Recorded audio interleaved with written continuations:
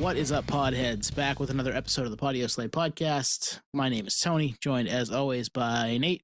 What up, what up, what up? And Anthony. Just two what ups. What up, what up? I did And, three. That's all Three three. total. What up, and just one what up from me. What up? Oh, that's two. Shit. Sup. Remember the days of sup? I hate the days of sup. I still hate them. I hate when you text them. Just stop. I was going to say, Twan still says sup. Yeah, I hate it. I hate it. It's very dismissive of what's been going on in the text prior to. Just read it and get back to me. I don't have time. My time I know. You don't have is time. elsewhere. I know. I understand. But yeah, we're back. We're back doing the doing the damn thing. This. We're doing the damn thing. We're recording another episode tonight. We're bringing back an old favorite, something that we've talked about a ton since we first did the episode. Episode 140 was Last Track Magic. You know, last songs on albums, perfect songs on the end of the album. We haven't done it in almost, close to 200 episodes. So we're like, let's do it again. We've talked about it with artists. We've talked about it anytime they come up, but we haven't formally done a segment like this in quite some time. I would venture a guess, say for perfect songs, 2 years. This is the equivalent of a band you like playing old shit or playing an old deep cut album. That's what this is. Oh, And man, I'm excited for it.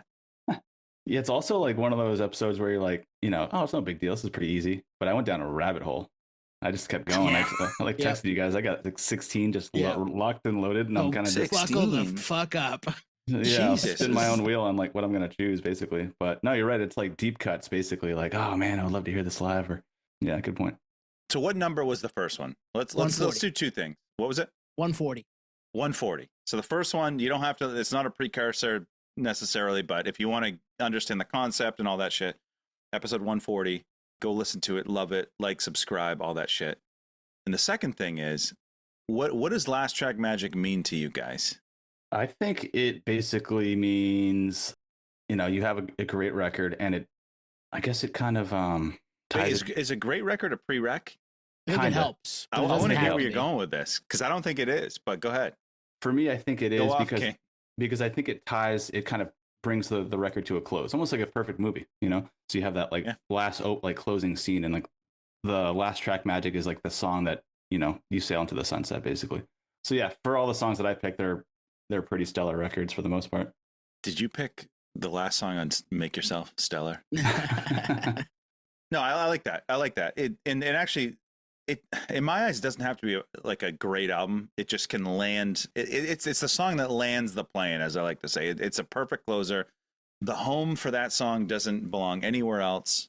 And a lot of times it enhances the record, for sure. I would agree. And I think the ones I picked tonight also are great records, but it doesn't have to be a great record.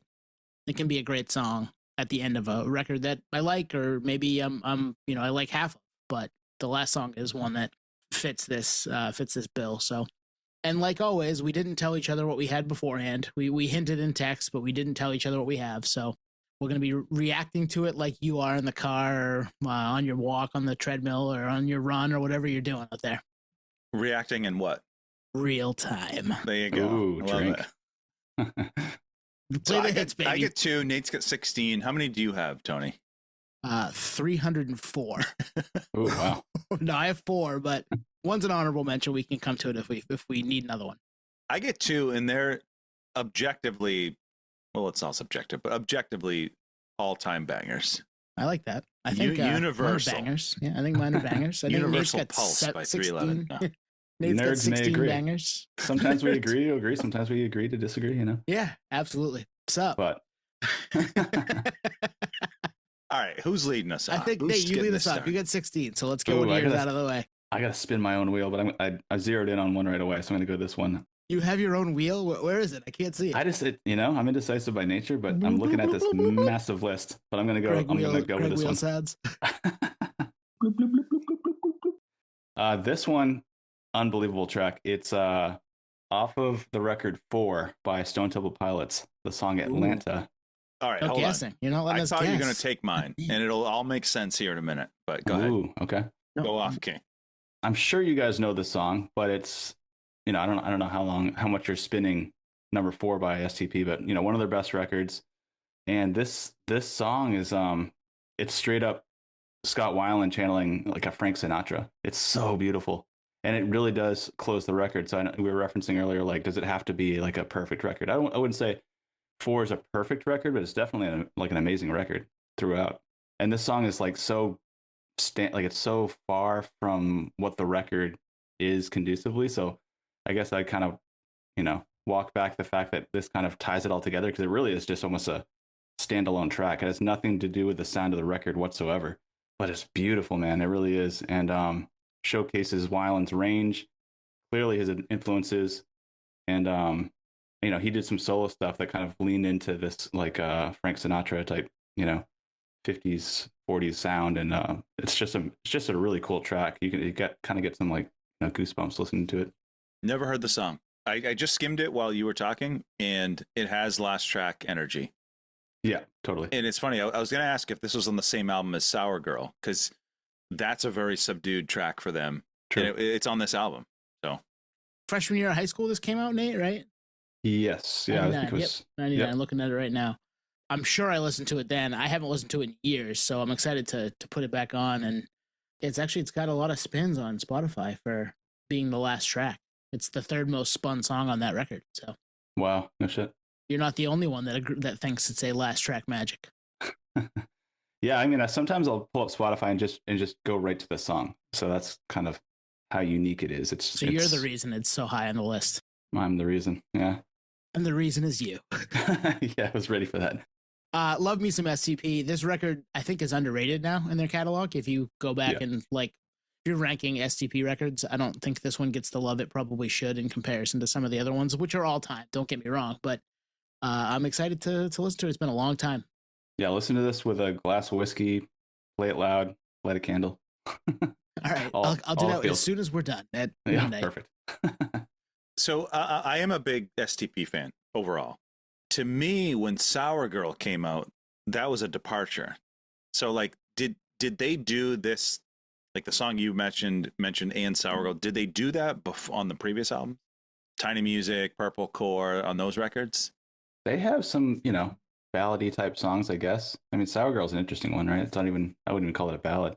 Atlanta is one of one. There's nothing in their catalog that has anything even remotely touching this. Because again, this is like a track it's a Frank Sinatra track, and that's just so off the tracks when it comes to a band like SDP. Not that he doesn't have that soulful voice, but yeah, but it almost doesn't fit the record. It's kind of just randomly there, but it closes the record perfectly. So the melody, man, if he can't sing it, nobody can. Yeah, exactly.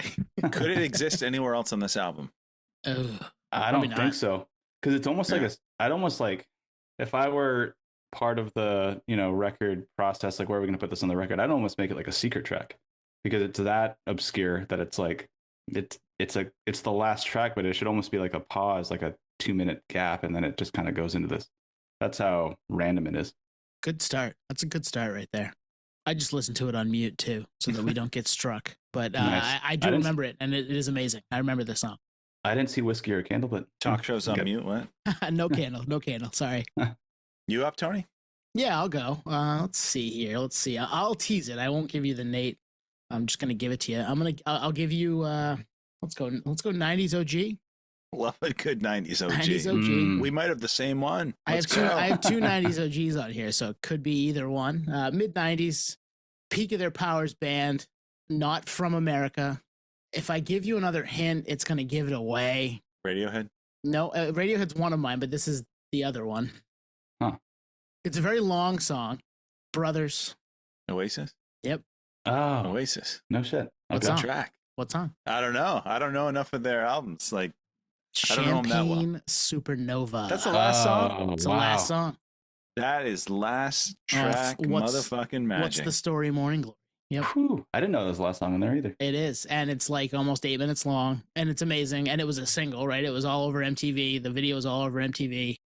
And it's such a jam too. Like it starts so slow and then it ends so slow, but like in the middle, it's got this huge build up. Just an all-time song from a band like I said, at the peak of their powers at that time.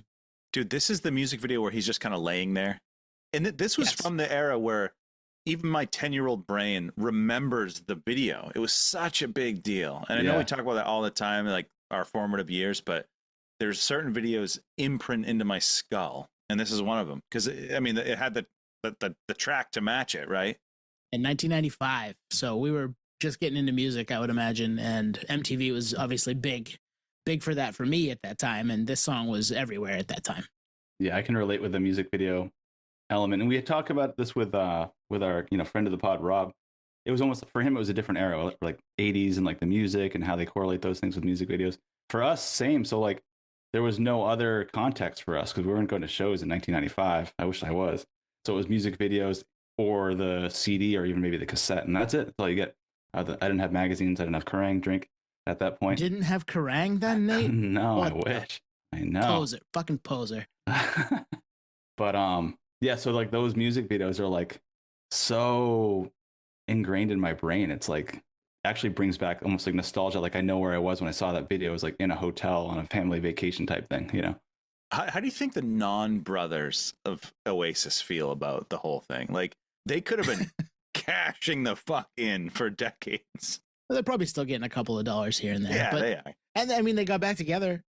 They toured last year, right? And played all over, and everybody that went seemed to think it was amazing. So it was a religious experience. Everyone went wild. I didn't hear really any like bad things about that, and we weren't sure it was going to work out because you just never know with the the Gallagher brothers. They can be feisty to say the least.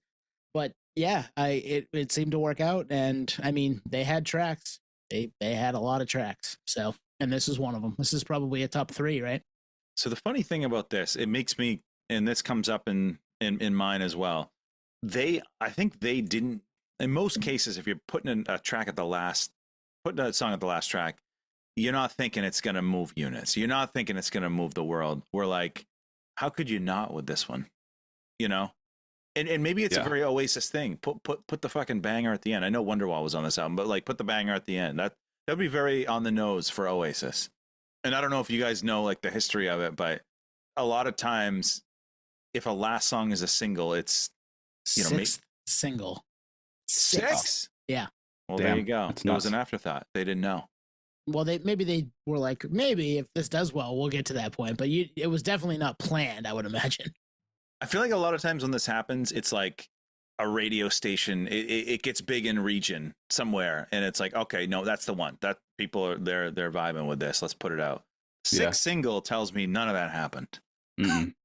Yeah, I think it was probably more so that all the other singles are kind of all over the place. Like we need something that's different from all those, and this is more of like you said, subdued. Starts pretty slow and ends pretty slow. Whereas, well, I guess Wonderwall's the same thing. I don't know. That's half the record. There's only 12 songs in the record. Yeah. And I mean, that's what happened. There was a stretch in the last, 10 years where you'd get that. You'd get a 10-song record from bands. And before it was out, you'd have heard 6 of them. But not like this. Like they started the rollout for this record in April, it looks like, of 1995. And it came out in October. And then they were playing, putting singles out into May of the next year. And sometimes we see that even later, especially in this time frame, where it's like, well, the record's doing really well. Let's release another single off of it, whether or not they plan to. Are we beyond the days of releasing 5 songs before? I hope so. I think it is. Like I think so. Yeah. That was like a peak pandemic, dare I say. Yeah, like going into it and just after it for sure. Yeah. All right, Anthony, let's go. All right. This is bold statement time. I think this is the best closing track, the biggest closing track of all time. The biggest. It is the biggest. It is this band's biggest song by a mile. It's buried, obviously, as the last track off their 1982 album, which shares the same name as the STP album, 4. When I say it, you'd be like, wait, what? That was the last song? They did not expect this to be a hit. That's confirmed. I did some research. You want me to give the lead single from the album? Yeah. Rosanna. Oh, Toto? No, sorry. No, you got it. Toto Africa. Toto, yeah. Okay. Last track, motherfucking magic. Absolutely. I mean, think about it. That slipped through the band, the label, the fucking PR, everyone. And they were like, I guess we'll release it. It was the second single, I believe. Wow. I didn't know this was the last track on the record. Insane. Amazing song, by the way. So fucking good. Do you prefer the Weezer version, Nate? Don't lie. It's so funny. I thought of that today. I do like the been Weezer covered version a million times. I've seen Toto, Yeah. and this song is just one of those like you feel cool that you're there singing this song type thing. I didn't know it was the last track, so yeah, it was a single, like you said, and it was the second single off the record. Second single, yeah. Rosanna was 1, Okay, and this was 2. Amazing song. Yeah, amazing song. Crazy that it has still had the staying power, 45 years later. Like, just everybody knows it, and not because Weezer covered it. Not because of the Teal billion album. streams club. Is And it? then some. Yeah, that makes sense.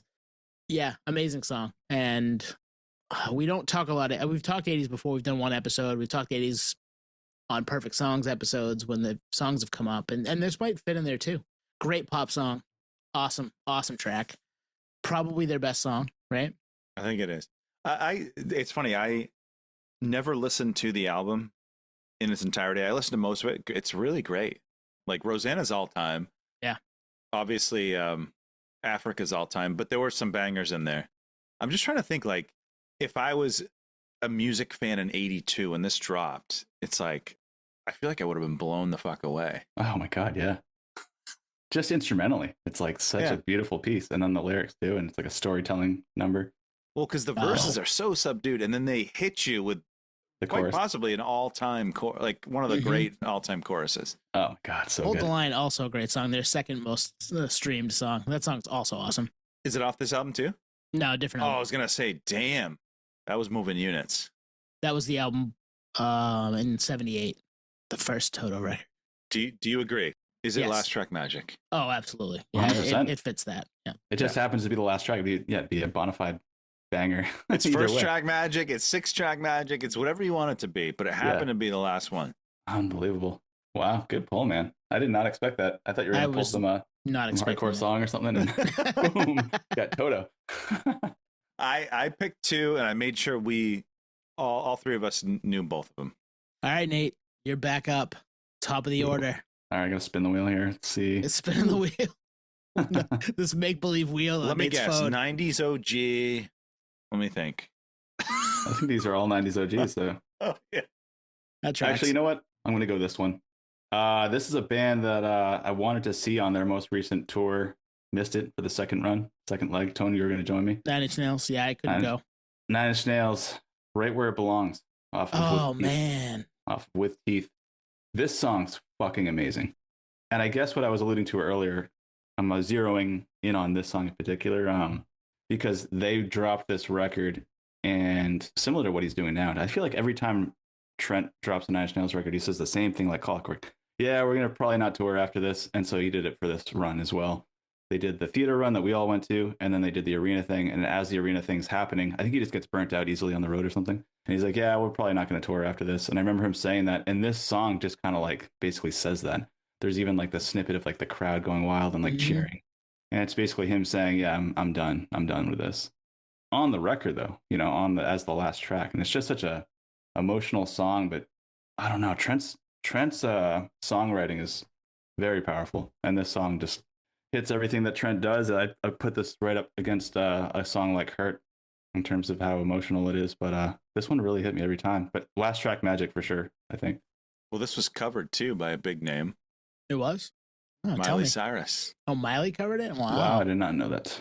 On the TV show Black Mirror, she messed with the lyrics a little bit. I just read that online. It's not like I knew that, but Oh, okay. Well, you could have left that up to the listener to think that you were a genius. I was on genius.com and learned that. With Teeth all-time record. If Yes, we did if that. you like that record, go Mhm. check out our episode. What number, Tone? I don't know. Off the top of my head, I don't know. It was surrounding 20 years of it, right? And that came out in 2005, so sometime in 2025, I'm guessing. I'll look it up. Did they play this live? I believe they did play this on that tour, on one of the legs. No, I would have to look it up on Setlist FM. If they didn't, that's a shame because it's a remarkable number. We must have just done it on its own because it was episode 170. Okay. A look back at With Teeth. Yeah, revisiting. I likely said in that episode too Reimagine. that this is a perfect closing track, maybe in that episode too. So I might be repeating myself, but hey, it is what it is. If you listen to that episode and you're still here 150 episodes later and you're hearing Nate say the same thing again, sorry. I drank. We agree.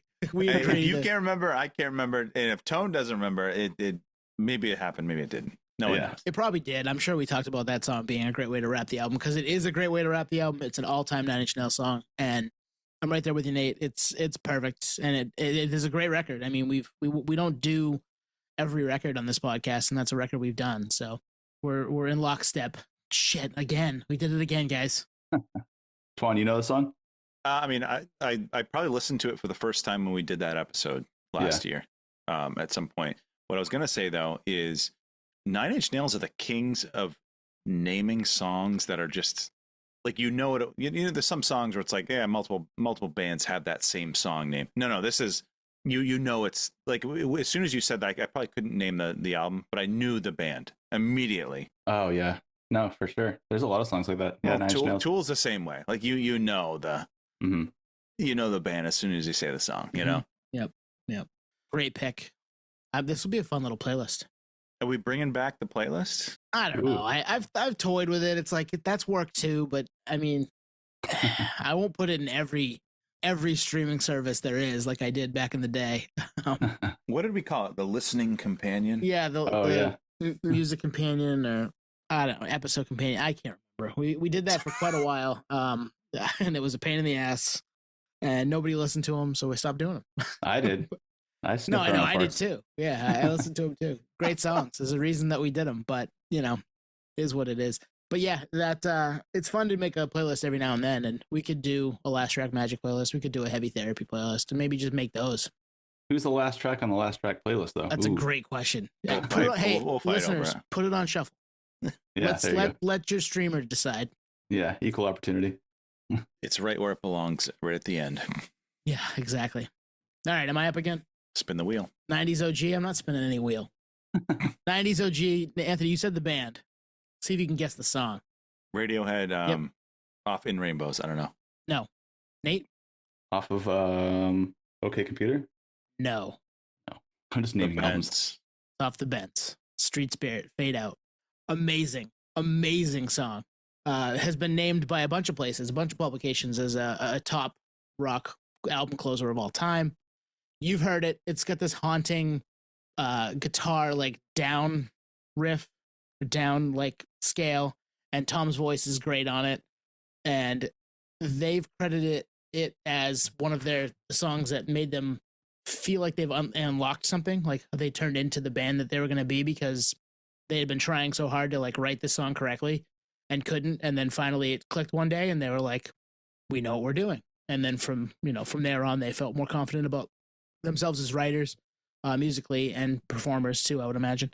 But this song is one of my favorites. The Bends is probably my favorite Radiohead record, just front to back. I know that might be sacrilege in the Radiohead community. I know a lot of people ride for OK Computer. I do too. A lot of people ride for Kid A, and a lot of people ride for In Rainbows. All great records, but I think The Bends is my favorite. And this is I think their best closing track on any record too.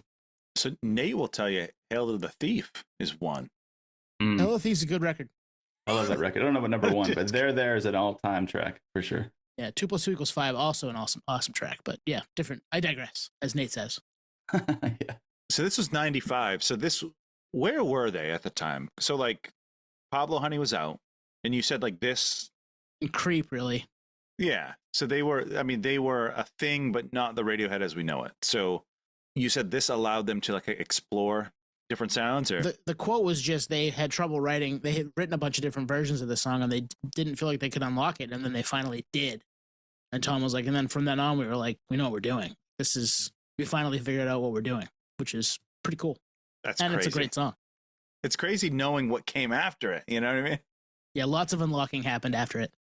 You guys aren't that familiar with the song. I'm surprised. Go listen to it. I don't know the song. Admittedly, hand up, I don't know the song. I was on mute listening to it, and it's been 20 years since I've heard this song. So I know it, but it's been a long time. Yeah, because like the Bends, like it's cool. It's your favorite Radiohead album. I love it too. In fact, it was one of my brother's favorites. But like when I go to Radiohead on Spotify or pull their records out or whatever, I always go something else before this. I don't know why. You're wrong. It's okay. I think I was a later fan, maybe. I mean, I wasn't into them in '95 when this dropped, but I wasn't either. I was a later fan too. Yeah. So I haven't heard this song fucking forever, but I just wasn't, when I was on mute, I was playing it, and Yeah, absolutely amazing closing track. Just an amazing track in general.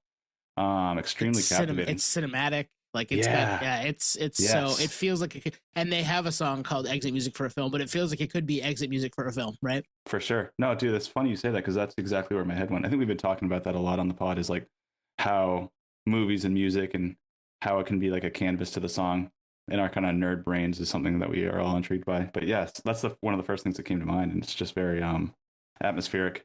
Cool song, man. So 2 things. I just listened to it on mute for the first time in my life. It sounds like it would have come out after 95, which is a tip to them. Yep. Tip of the cap to them. The second thing is, I feel like the guy on the cover listening to it. Yes. Yep. Is it the John Hamm meme? That is the John Hamm meme. Yes. Yes. Insert John Hamm meme in your brain right now, listener. And in parentheses, it's Fade Out. Like that's the song title, right? So they knew what they were doing. They knew what they were doing. They did. Yep. Does it pass the Last Track Magic test, Nate? Yeah, 100%. Yeah, and in terms of like, yeah, but you haven't come back to it in 20 years. Why? I know. I don't know. He's reaching for In Rainbows too often, bro. Expand your palette. Yeah, In Rainbows Kid A, and yes, it is. It does seem like it would come out after. In fact, like when I was listening, I'm like, this sounds like it could be on like the Garden State soundtrack, something like that. It's a little doomier, a little gloomier, but yeah, absolutely. Hey, not to go on a Radiohead tangent, but they're a band that does paint the canvas for you visually. Absolutely. Like In Rainbows, I can't help but think of that album cover when I listen to it. Oh yeah, dude, so good, perfect.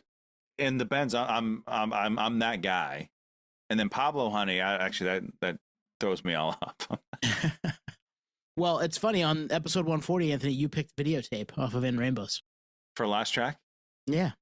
Ah. Well, that's why it's funny. As soon as you said Radiohead, that's what I thought of. So it tracks. It makes sense. Not the text I sent you like 2 days ago telling you guys what not to pick because we did it the first time. I forgot Too busy. About that. Sup City, bish. Good pick. Hey, that might close out the playlist. Could. Yeah, it could. Yeah.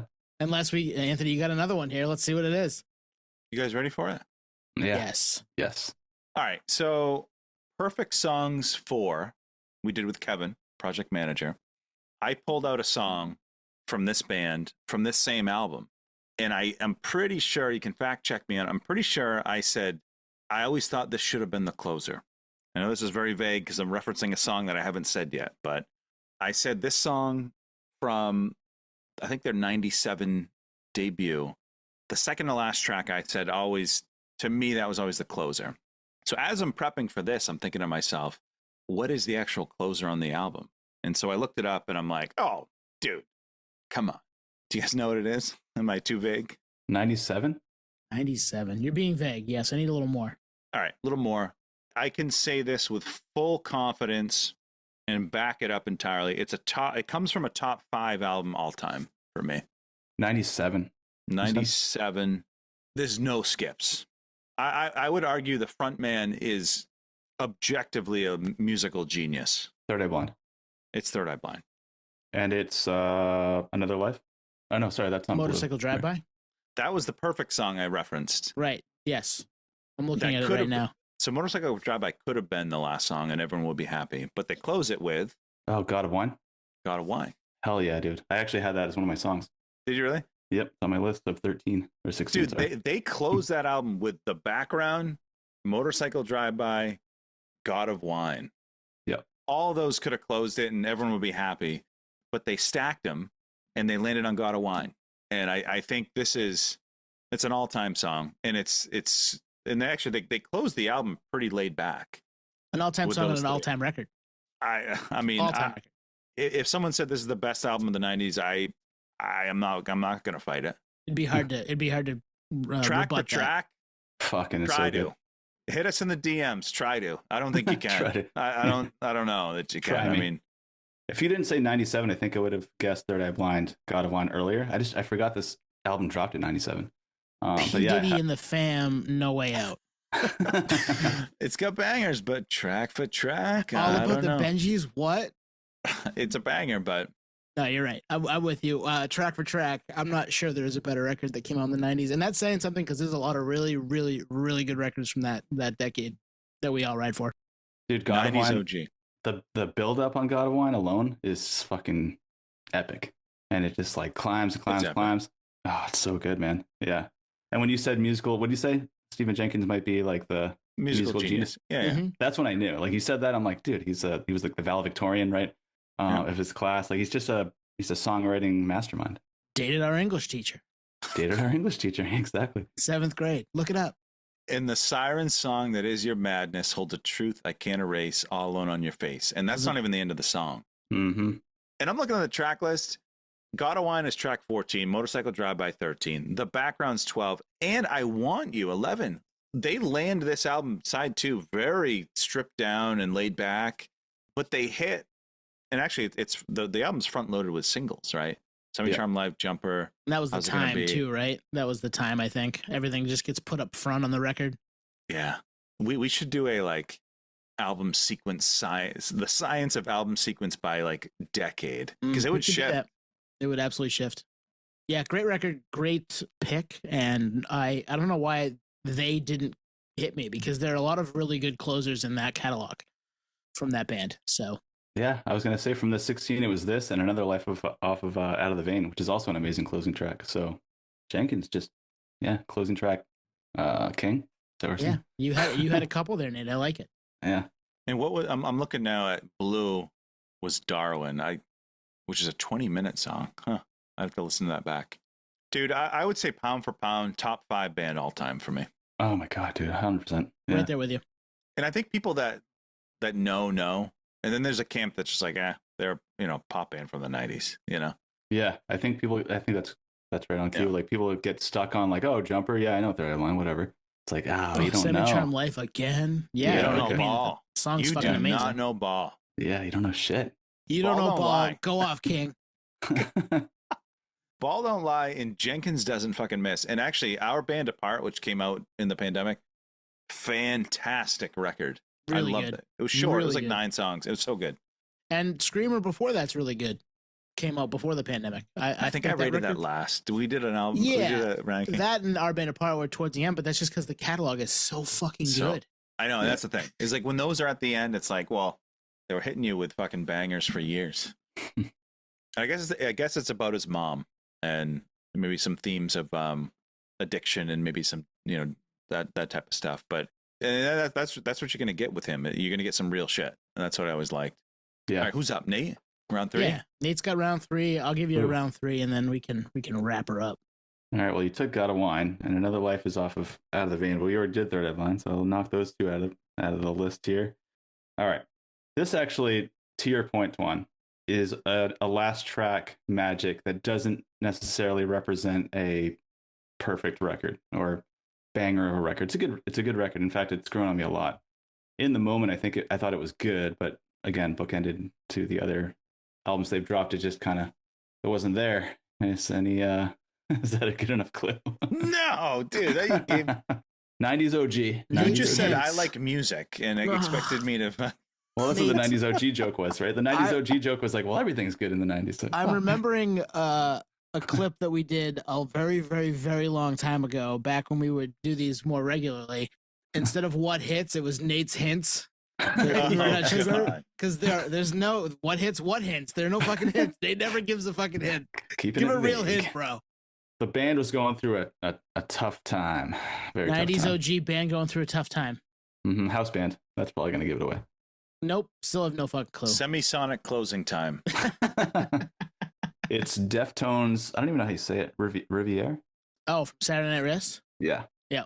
Oh, wow. I love this song. I've always loved this song. And when the record dropped, I remember thinking this is kind of like Atlanta for STP, like just like kind of out there, even though they had dropped some, songs like this on White Pony and whatnot, but it's got some kind of creepy production value to it. And because we all knew the band was going through a tough spot, that this kind of lends itself to that in a lot of ways, lyrically and instrumentally.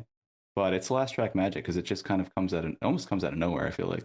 Can I offer a theory? Yeah. This came out after the Team Sleep record, right? Yeah. I think he might have been in that creative headspace. Yeah. Yeah, that checks out. Dude, is this album underrated at this point? I think it is. Oh, for sure. Yeah. I listened to it a lot when it came out. I definitely listened to it a lot when it came out, and it's been a while since I revisited it because when I go Deftones, there's like 4 that'll go before it. But yeah, I think you're right. And people have come around on their stuff in general when they didn't like it in the moment because maybe they weren't ready to get it. And this might be one of those situations for sure. I mean, I always rode for it when it came out. I didn't think it was like their best record, but I always thought it was really good. So when people shit on it, kind of like self-titled, or people call one with the Skull Minerva, but it's obviously self-titled. I always rode for both of them, you know, and it was obviously still the original lineup. I think one of the reasons I really like this song too is because it really showcases our homie Steph Carpenter. Like his guitar playing on this is very like, I don't know what you'd call it. I mean, it's definitely not metal, right? It's almost like he's just strumming like a little like a love song riff, which is just kind of, I wouldn't say it's not him, but just it shows that you can be two different sides of the coin, and he does it. He's an amazing guitarist, obviously, but and then to have that lend into also Chino, right? Because Chino can scream, but he can also sing. So it's one of those songs that just represents the band in that other scope, which they've leaned into more, I think, recently in spots. Right? It's not the whole all of the whole new stuff, but there are spots on newer records that lean into that for sure. Probably started here. Well, I love digging into where the band was at the time, because this song, you could have put it on White Pony and it would have been probably, you know, not out of place. It probably would have been out of place on self-titled though. Yeah, you're right. And I think they were kind of feeling themselves with experimentation. And I know they were going through a lot of turmoil and a lot of other influences there. I don't think this would have been out of place in the first 2 records. I think it could have lived on White Pony. It would have been out of place on self-titled. And then after Everything this was what, Diamond Eyes? Yeah, it would have fit there. Yeah, I do think this is the home for it on the last track. It's a good way to end this record because this record's all over the map, I think, sound wise for them, and it's them kind of trying to figure out who they are as a band because they're going through some turmoil, I think, but it's got some really good songs on it, and it's been a while since I've spun this one, so I'm excited to dig into this one too, Nate, and listen with different ears. Different ears. It's one of those songs too that has that build up where it just like, I don't know if you know what I'm talking about, but it kind of just like kind of gets into this thing and then it just like explodes, like boom. You'll know what I'm talking about when you listen to it. Both you guys and listener alike. Well, you know what I love about this album is I think they're at a stage now where they wouldn't make an album like this. It's too left of center. Like I think they're so big now coming off of Private Music, they wouldn't go back here. So like we're thankful we got it. That's how I look at like an album like this. And I don't know, like the other album honestly that comes to mind is like Chili Peppers' One Hot Minute. You're never going to get that again. Yeah. I mean, that was of that time, you know. And I ride for that record. And people didn't like it in the moment, but there's some really good songs on that record too. Oh yeah, I was listening to that a few weeks ago actually. One Big Mob. Oh yeah. How good is Love Roller Coaster? I know it's maybe not from the album, but that time period. It's a cover. How good is it though? Oh, it's great. It was on the Beavis and Butthead movie, Do America movie. That's where I learned out about it. So good. I remember it from that era. It's so good. Yeah, that band was. I mean, we've done some Chili Peppers stuff. It's been a while with them too, but they can write a closing track. Good pick, Nate. All right, now I'm thinking, do I want to just throw Venice Queen at you? But I don't know. Ooh, I know. Did we do that last time? I can't remember. We've talked about that album, so we've talked about that. Yeah. Well, you said it. Now you just say it. That is the last track, right? Yes, it is. All right. Yeah. So 90s OG band, but they're from the 80s. I don't know. They used to come out in just socks on their dongs. Oh. It's Venice Queen, dickheads. Come on. Oh, okay. I'm like, didn't Rage do that too? Rage. Yeah, right. It's Blues Traveler. John Popper with a fucking sock while he's sitting down. John Popper just sock it off right now. How do we get here? No, Venice Queen. Yeah, Venice Queen's the last track on that record, right? Yes, off of By the Way. Yeah. 2002. Fucking amazing. That it's such a great build up, like just kind of this very mellowy intro into Anthony singing, and then you get the second half of the song is very fast, and Frusciante absolutely shines on it, and I think Anthony shines on it too. It's so good. But it might be my favorite Red Hot Chili Peppers track, especially from this time. It's definitely a top 3 Red Hot Chili Peppers track for me. Wait, so this wasn't on your list? You just pulled this one out? Yeah, just because they popped up in our heads here. Yep. On the fly. That's awesome. Yeah, dude, this is a Hey, this we're is encyclopedias of music knowledge. You have to be able to do this stuff, right? on the fly. I love it. No, You passed the nerdery bar exam. Do we need to revoke your card? Beautiful track, man. Fucking, I remember every time I hear this song and it talking about like first time you heard it type thing. I was in my truck, so it was 2002 in my truck, and I remember like getting through the full record, and by the time this song came on, it was dark, and I'm driving, and it's just like kind of just it just kind of like fades into the song with John's like, Oh, so good, so good, man. It's so like his the way he writes.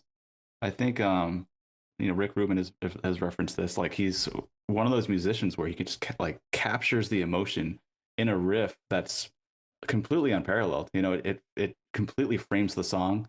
And then, like you said, Anthony's lyrics and singing delivery. Flea jumps in. Chad's like a jazz drummer, so he's perfect to just kind of like layer in with it too. Beautiful song. It's actually, I'd put this in my top 5 Chili Pepper songs all day, and it's probably my favorite.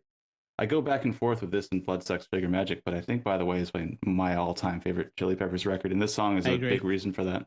Yeah. Was Rick Rubin wearing shoes when he referenced that? He was wearing a sock. Okay, yeah, perfect. He was wearing a sock. That makes sense. Yeah, good call, Todd. I don't know where, but he was wearing one. He might have doubled up. He might have. Well, you got to do that sometimes. Was this the last great Chili Peppers album? I really liked Stadium Arcadium a lot. I know you yeah, did. Stadium's good. But in terms of like front to back, this is their last like front to back. Stadium's got a lot of filler in there. In fact, I think you'd mentioned like a record that could have been kind of condensed. I think Stadium Arcadium they could have cut some fat off in there a little bit. And it's still, even the fat tracks, I guess you'd say, are still decent. But in terms of like a bona fide front to back record, kind of like Californication and Blood, Sex, Sugar, Magic, like this one, it doesn't Blood, miss. Sugar, Sex, Magic, you mean? Yeah, we're revoking his nerdery license right now. Oh, sorry. fuck. You're no longer allowed to practice nerdery in this state, Nate. Sorry. Ah, damn. I don't know if anyone knows this that's listening. You do have to re-up your license every year. Yeah, you got to go through us. Hit us up. We'll give you the way to pay. Yep. Then you get a sticker in the mail. It's not expensive. We'll send you stickers. Yep. That's a great track. I feel like I owe you guys another one. You should be able to just pull it out of thin air like I just did. Let's go. Yeah. Well, yours have socks with dongs on them, or dongs with socks on them. I don't even know. If it makes you feel better, like my list, like there's 3 bands on here that have like 3 songs. So I kind of, it doesn't make me feel better. Yeah, does that make you feel any better, Anthony? Well, you just go your favorite bands, and there's a lot of albums that have closing tracks that are fucking. Well, it's awesome. Funny. I'm kind of like doing my own research here in real time, and I feel like we've done some of these. Probably have. I mean, we've done a whole episode on Californication, or by the way. So yeah, it's okay. Throw it out there. All right, this might have come up in past one. Only in Dreams, Weezer. Yes, so good.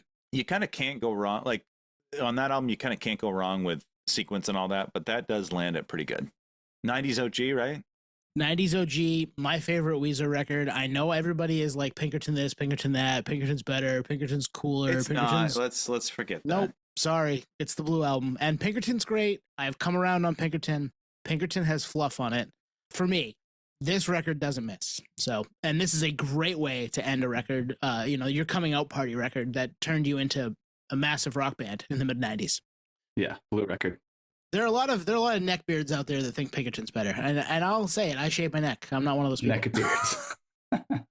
If you subscribe to Pitchfork, you probably like Pinkerton better. But I think no matter how you slice it, I mean, we did the tail of the tape, right? We went track by track. We went all that stuff, visuals, optics, tracks, everything. I think it's fun to play one side or the other, but I think Blue is the king. Yeah, Blue's just too good, and this, like you said, this song is a big reason for that. It closes it.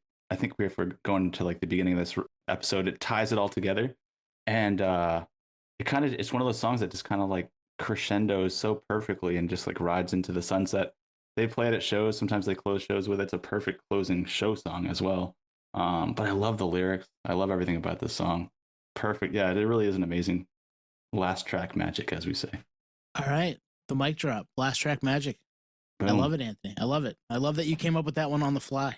We don't have to discuss it, but my alternate was going to be Find a Way off of Frog Stomp by Silverchair. Ooh, also great really track.